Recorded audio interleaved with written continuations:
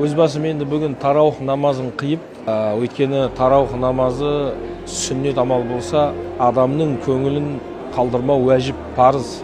Осы бауырларымыздың ұсынысын, көңілдерін қалдырмау үшін келсек, кино сол адамның хақысы жайлы толық бастан аяқ адамның хақы жайлы баяндалады. Өте маңызды. Қай тұрғыдан алып қарамасақ та, ол діни тұрғыдан, рухани тұрғыдан, адами тұрғыдан, қай жақтан алып қарамасақ та, адамның хақы барлығынан бірінші тұрады. Бұл абай бол, осы адамның хақысына абай бол дейді. Сол үшін мен әрдайым айтып жүрім, Алланың хақы кешірімге негізделеді, адамның хақы өтеуге негізделеді.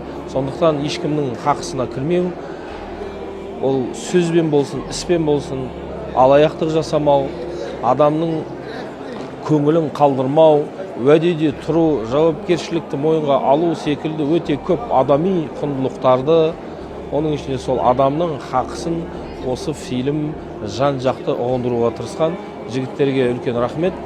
Осы туынды енді адамдарға ой салатын, адамдарға адамның хақысын жемеуде үлкен берері мол туынды деп ойлаймын.